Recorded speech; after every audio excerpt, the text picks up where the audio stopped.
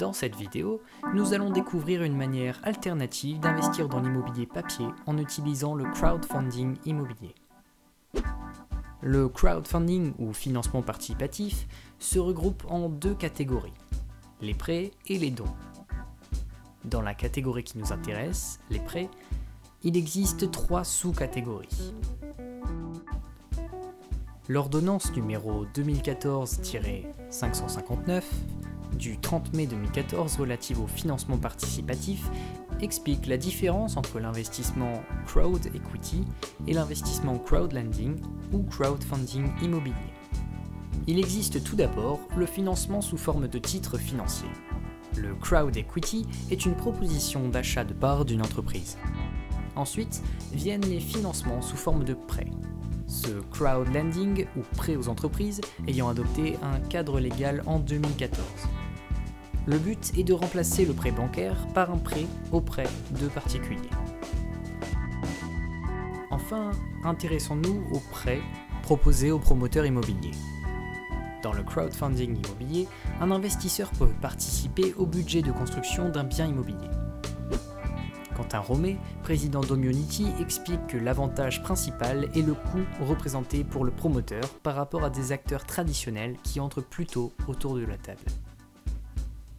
En effet, dans ce cas-là, la marge du promoteur est généralement divisée en deux avec le partenaire financier. Pour simplifier, le crowdfunding immobilier permet à un promoteur d'emprunter pour moins cher en apportant un apport de capital trouvé grâce au crowdfunding. Le crowdfunding qui cherche à offrir un retour sur investissement aux investisseurs s'est principalement développé sur des sites mettant en relation des projets nécessitant des financements et des investisseurs souhaitant investir dans le prêt immobilier. Il existe trois sortes d'accréditation qui permettent à des sites internet de réaliser des opérations de crowdfunding. Le statut de conseiller en investissement participatif, ou SIP, qui est défini par l'article L547-1-1 du Code monétaire et financier. Un conseiller en investissement participatif est contrôlé et validé par l'autorité des marchés financiers, ou l'AMF.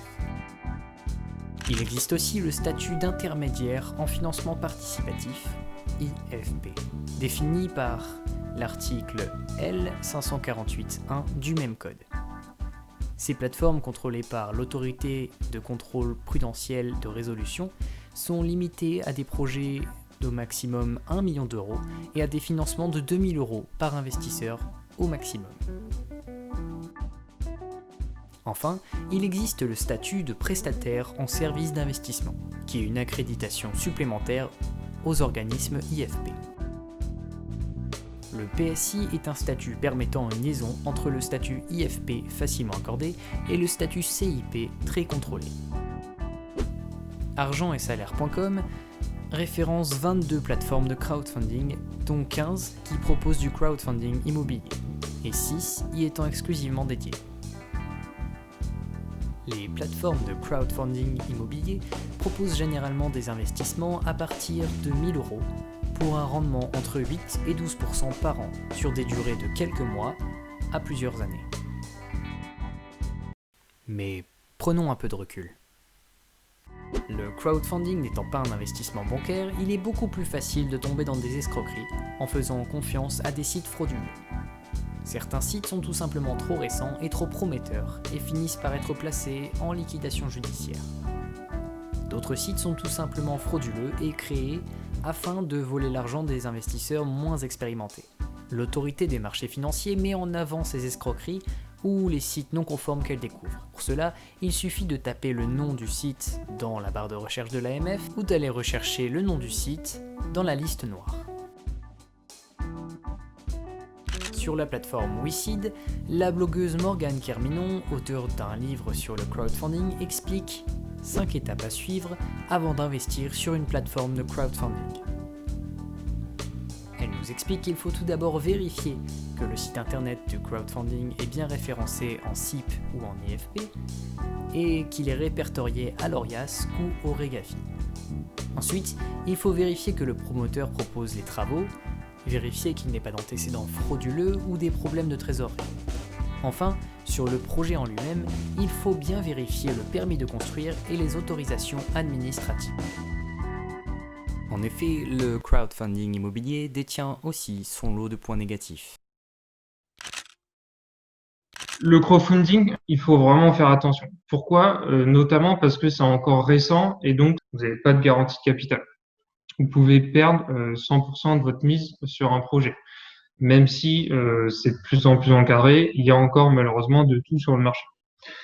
La deuxième chose, c'est vous bloquez votre capital, mais vous bloquez aussi les intérêts. Contrairement à de l'immobilier classique où vous allez avoir des revenus mensuels, trimestriels, là, vous touchez les intérêts seulement à la fin de votre investissement. De plus, c'est des choses qui viennent alourdir votre fiscalité en cas de décès, puisque ça rentre dans la succession.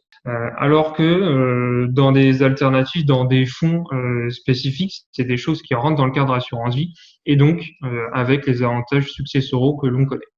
Donc voilà, par rapport à ça, on peut voir que c'est des choses qui peuvent être intéressantes pour diversifier son patrimoine. Il faut que ça reste une petite partie de votre patrimoine.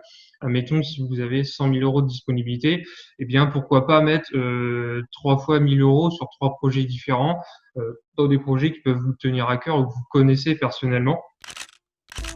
Le crowdfunding immobilier est donc une solution innovante et à haut rendement pour vos investissements.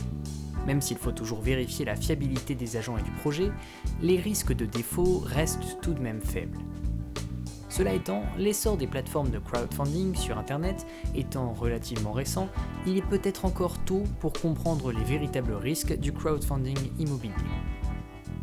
Le crowdfunding s'adresse à des investisseurs immobiliers ayant moins peur du risque que les investisseurs traditionnels qui se dirigeront vers l'immobilier papier traditionnel. Si vous souhaitez découvrir ce domaine des OPCI et des SCPI, cliquez sur la vidéo qui apparaît.